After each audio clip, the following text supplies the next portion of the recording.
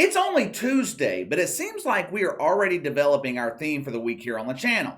Month of March was dominated by female empowerment, where the media tried to convince us that women's sports are just as entertaining as the dudes. Last month, we celebrated Woke Christmas.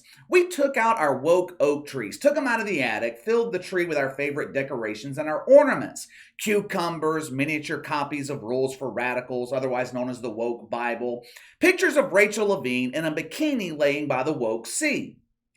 Seems like the theme this week, it seems like it's going to be the mythical R word, the word that immediately incites woke boners on Twitter, the word that keeps Joy Reid up at night, thinking of ways that she can infect an innocent person with the fungus. Graduates of Woke U, they got out of bed yesterday morning, shook their magic woke 8-ball, and it landed on mythical racism. I spend a lot of time focused on the mainstream media. I spend hours every day reading articles, lining up topics for the week. I don't know this for a fact, but I swear to God, it seems like these people collude with each other all weekend long, and they decide which woke boner word they're going to promote in the coming week. We joke around a lot about woke United Methodist, but it could be real. It seems like members of the media receive their orders from deacons at Woke United Methodist, and that is the topic they present to us all week. It's just too much of a coincidence. It has been a while since we have covered mythical racism with this much regularity here on the channel, but it looks like that's the path we're going to go down this week. Tomorrow night, ESPN will be hosting their annual dumpster fire.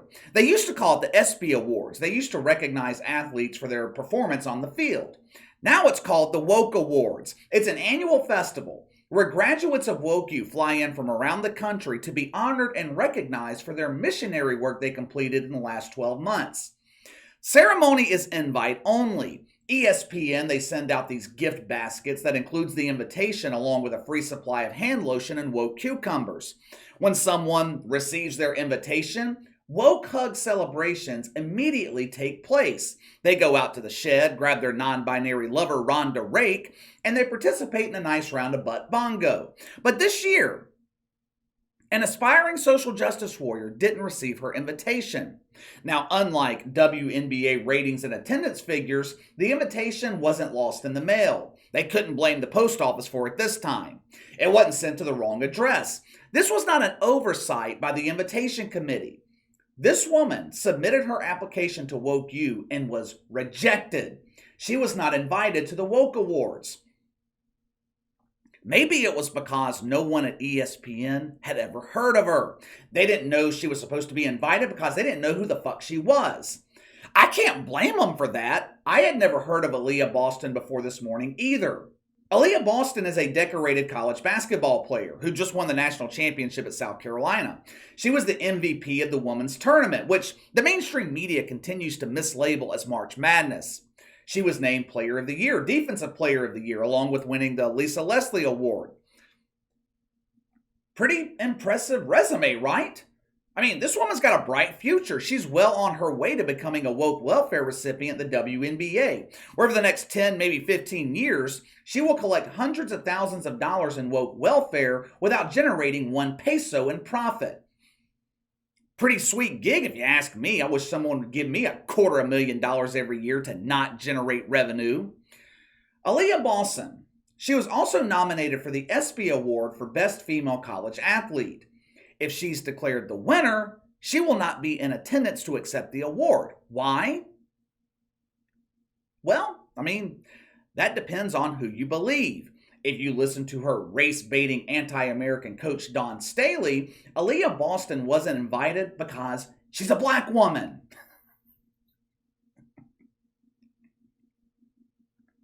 Check it out for yourself. Dawn Staley, she tweeted this in woke-coded language. Luckily, I'm fluent in stupid fuck, so I can translate it for you. When Dawn Staley mentions there being something wrong with the makeup of the room, she's talking about the racial makeup. Translated to English, the statement reads, "White men intentionally left a black woman off the invite list." According to ESPN, Aliyah Boston, she wasn't left off the list because of her race. This was merely a capacity issue. We are holding the ceremony at a smaller venue this year due to the resurgence of the Fauci and also that damn monkeypox. Usually, the Woke Awards are held at the Microsoft Theater in Los Angeles, has a seating capacity over 7,000. Last couple of years, though, it's been held at the Rooftop Pier in Los Angeles, seats about 3,400. They limited the capacity by 50% due to the COVID, and if I had to guess, it was also due to a sheer lack of interest. The Woke Awards, they were held at the Rooftop Pier last year, but it's strange. Last year, they managed to find a seat for Paige Buecher, who won the award for Female College Athlete of the Year. Now, how come they can't find room for Aliyah Boston this year? What's the difference? What is different between Paige Buecher and Aliyah Boston? According to Dawn Staley, it's the race of the players. I want you to listen to Paige Buecher's acceptance speech last year. I know we're talking about ESPN here, but you tell me, if this is something you want in an awards show that's supposed to be about sports. Also, pay close attention to the reaction of this one lady in the audience. The camera cuts to her for a few seconds. Just watch her reaction because her reaction says it all. Roll the film. With the light that I have now, as a white woman who leads a black-led sport and celebrated here, I want to show a light on black women. They don't get the media coverage that they deserve. They've given so much to this sport and the community and society as a whole, and their value is undeniable. And in the WNBA last season, the postseason awards, 80% of the winners were black, but they got half the amount of coverage as the white athletes. So I think it's time for change. Sports media holds the key to storylines. Sports media and sponsors tell us who is valuable, and you have told the world that I matter today, and everyone who voted, thank you. But I think we should use this power together to also celebrate black women. So to Maria Taylor, Robin Roberts, Maya Moore, Odyssey Alexander, to all the incredible black women in my life on my teams, to Breonna Taylor and all the lives lost, and to those names who have not yet learned, but I hope to share, I stand behind you, and I will continue to follow you and follow your lead and fight for you guys. So I just want to say thank you for everything. Okay, so she basically called out ESPN and the rest of the mainstream media for their lack of coverage of black female athletes. Clearly, Paige Buecher doesn't pay attention to the mainstream media. Black female athletes receive an abundance of media coverage. Hell, they dedicated the entire month of March to female athletes. Just a couple of weeks ago, ESPN, they published a 4-hour documentary about Title IX, which obviously bombed in the ratings. No one watched it. The WNBA, they can't draw 200 people to a free championship parade, yet they receive a shitload of media coverage. The WWE draws 4, sometimes 5 times the audience that the WNBA draws. Compare their mainstream media coverage. How often do you hear about the WWE in the mainstream media compared to how often you hear about the dump, the WNBA? Now, of course, Paige Buecher's acceptance speech into Woke U, it gained her tons of positive media coverage. Listen to the reaction of Dominique Foxworth as he gushes his woke love all over her. Roll the film. I gotta be honest, Paige. I loved you because you were an awesome basketball player. Then you beat my Maryland Terps, and I was like, I don't know. But tonight, your speech, woo, I love you again. So Fire. Thank you so much for those words. That speech from last year, that is not the reason ESPN didn't invite Aliyah Boston. Matter of fact, they had to deep clean the production trailer after that speech was given. Hand lotion was all over the place, cucumber oil all over the floor. It cost ESPN $15,000 to clean that trailer. Capacity issues, that's not the reason Aliyah Boston wasn't invited. She's being rejected from attending Woke U, and it has nothing to do with race. It's performative allyship. That's the reason. Have you ever heard of that bullshit before? It was new to me. I had to look it up. It's rare that I agree with a woke shitfuck, but in this case, I agree 100%. According to Jade Lee English, who works for Clutch Sports, and she's the agent of Aliyah Boston, ESPN's guilty of performative allyship. Now, this occurs when people with privilege align themselves with a cause or movement, but their intentions are disingenuous. Their actions often hurt instead of helping marginalized groups. You guys know how much I hate woke boner words. Most of them are pure propaganda. And this definition, it's got some propaganda included, but the sentiment behind it is real. Remember the other day I told you guys in relationships, pay attention to someone's actions instead of their words? ESPN likes to pretend that they give a fuck about women's sports. We're home of the WNBA. Yeah, first chance you get, you bump live footage from the dump so you can cover Wimbledon. We promote the WNBA though, that should count for something. Yeah. We're in the back half of the WNBA regular season. ESPN's going 4 straight weeks without airing one game.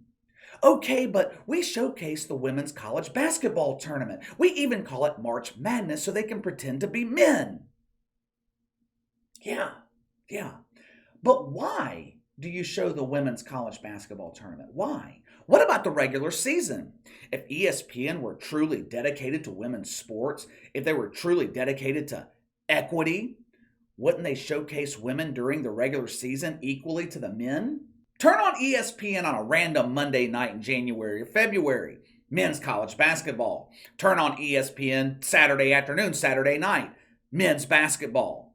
They don't show women during the regular season because they don't draw the same ratings.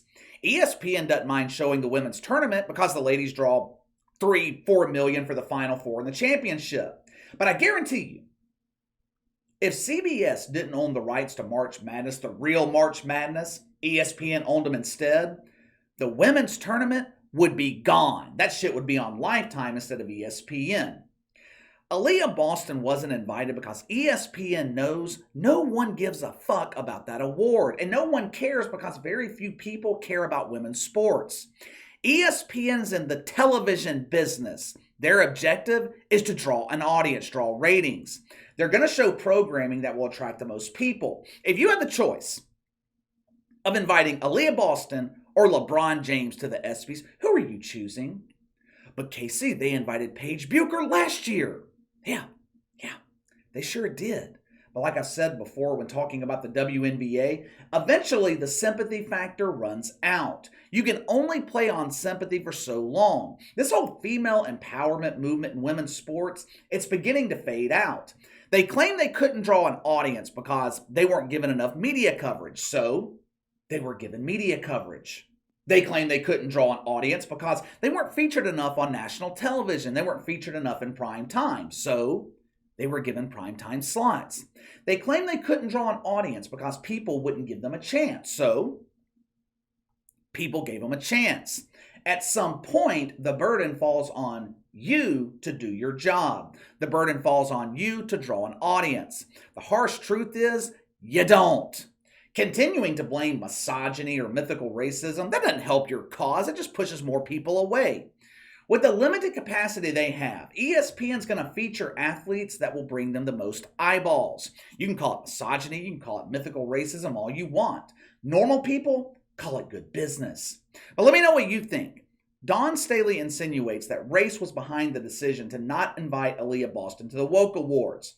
Why do you think she wasn't invited? Give me the reason. Sound off in the comments below. Make sure to like and subscribe. Click the notification bell to receive all notifications from the channel. Best way to contact me is by email at btlkc84@gmail.com, KC_BTL84 on Twitter. I'll see you guys later.